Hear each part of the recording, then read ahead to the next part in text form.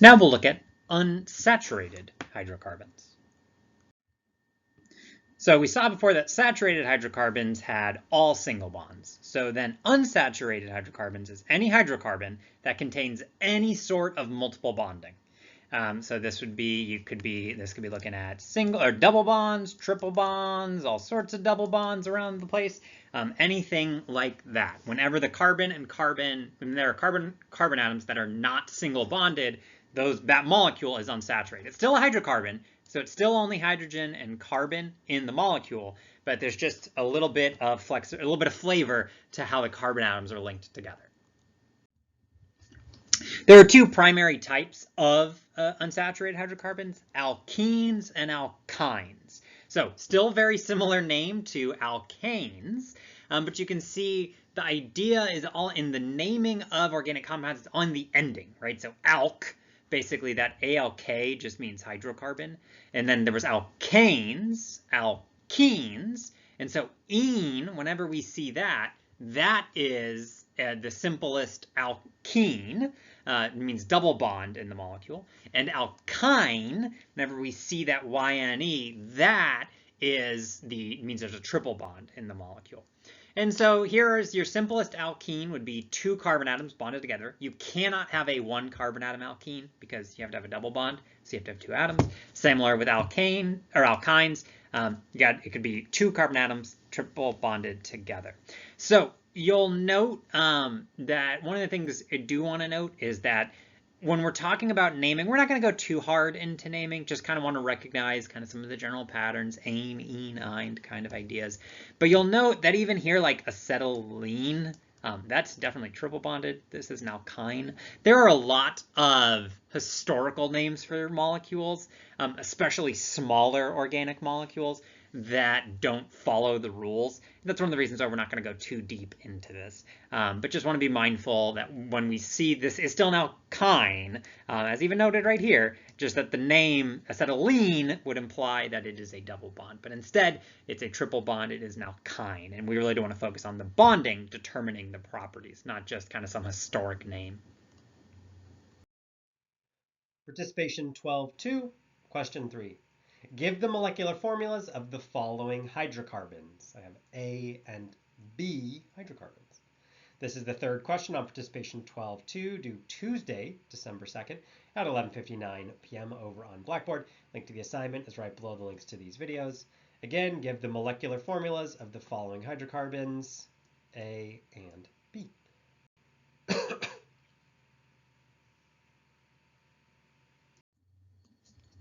So one of the things that's unique and special about unsaturated hydrocarbons is the fact that now you can bond with the carbon atoms. So this is unique and different from alkanes. So we're only going to talk about alkenes, but a lot of what we're talking about also applies and there's similar things going on with alkynes when there's triple bonds involved. We're just going to look, though, at double bonds. And basically, the general idea is the unsaturated designation, right? This word unsaturated implies that there's kind of some extra bonding going on between these carbon atoms. And you could change it such that those carbon atoms start to bond to other things. You know, it could just be something like hydrogen. You know, you could go to a saturated hydrocarbon.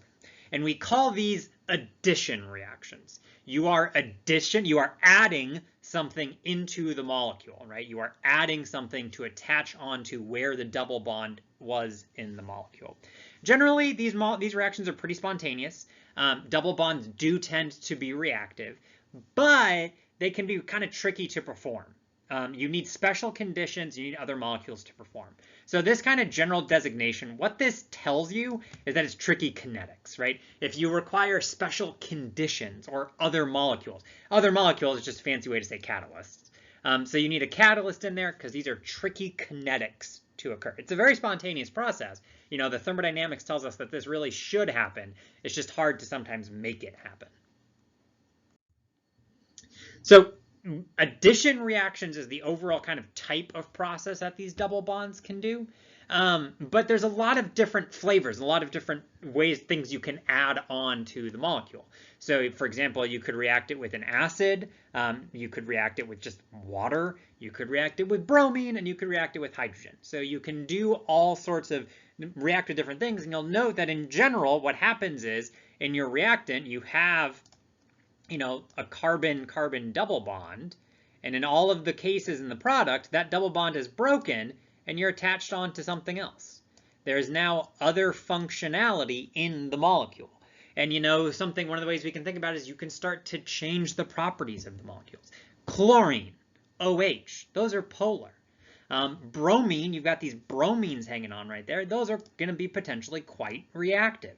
And so what you can start to do is you can modify, you can decorate your kind of hydrocarbon chain and get some sort of reactivity, get some sort of functionality, change the functional groups on the chain in the molecule. You can also just get an alkane if you want. And so these addition reactions follow a consistent pattern that's centered around just changing the double bond. So you'll note here I have a bunch of different alkenes. You can see I have different double hydrocarbons, just line drawings of hydrocarbons with double bonds in there. And I reacted with bromine, bromine, bromine, and bromine. And every single time the bromine attaches where the double bond was. And so this is why we define what we call functional groups. The double bond in an alkene is the functional group. The double bond in the alkene is the part of the molecule that does the reaction. You'll note the rest of the molecule doesn't change at all, right? If you look in the bottom, there's all these other carbon atoms on the other side of the ring. They're all still there, and they haven't changed at all. The only thing you've changed is the carbons that were in the double bond. They're now bonded to bromine. And you'll note that every single one of these double bonds follows the same functionality, follows the same process. Each carbon atom is now bonded to bromine. So this is why we define functional groups. This is why we define these ideas of focusing on the double bonds, because there are certain reactivity patterns. This is the sort of fine kind of chemical changes and fine control we're looking at doing in organic chemistry. Overall, this molecule and this molecule is roughly the same, right? You have 3 carbon atoms. 1, 2, 3. 1, 2, 3. You have 3 carbon atoms bonded together. It's just kind of changing the decorations or changing kind of what it looks like. Is it double bonded or are there bromines hanging off the side? But you haven't changed the skeleton. You haven't changed the bones of the molecule. One very important application of these idea of addition reactions, or the reactivity of these double bonds, is that you can have 2 molecules that are both alkenes react with each other. And so what can happen is, you have, say, a carbon-carbon double bond right here, carbon-carbon double bond right here. All of these could undergo addition reactions. What happens is they can undergo addition reactions together to form what's called a polymer. A polymer is just where you have a bunch of, say, small molecules that have all been bonded together and linked in together. And these can grow up to molecules that have thousands of carbon atoms. And so one of the things we can do is really build these really long chains of molecules that have consistent behavior and consistent properties, because it's basically the same repeating unit over and over again that goes together to form it. And so these are 3 examples of alkenes. So ethylene is a simple one where we have just, say, the carbon-carbon double bond. And what you can imagine you do is you take one of these bonds from the double bond and you break it, and then you form a bond out to here to 1 carbon atom and a bond out to here, right? That's right here and right here. You're forming those bonds. And so you can make what's called polyethylene. That is like plastic bags. So, disposable plastic bags, that's made from polyethylene. Vinyl chloride, where you have, say, a carbon-carbon double bond onto a chlorine. Oh yeah, ethylene, over 160 million tons of ethylene are used every year to make polyethylene. So this is one of the biggest organic, industrial organic chemistry applications.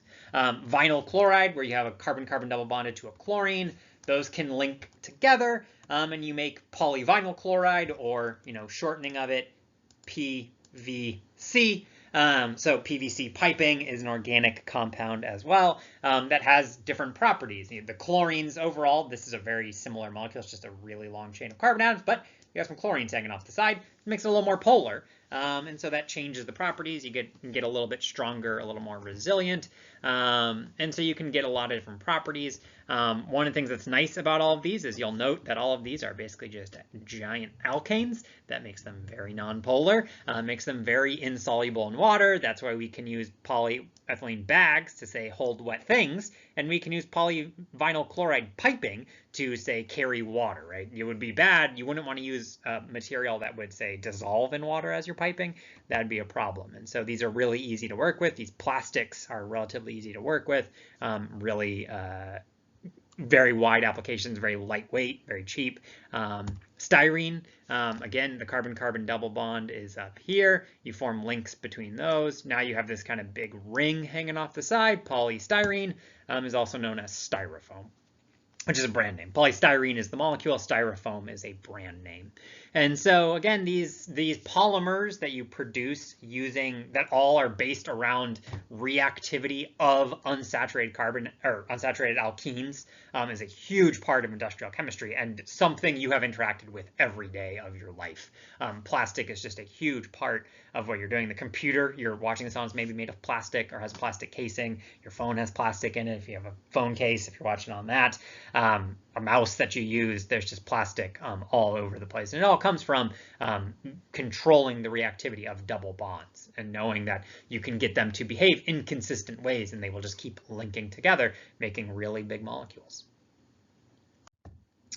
So when we're starting to look at hydrocarbons and thinking about what hydrocarbons do, they really kind of serve as the backbone for organic molecules.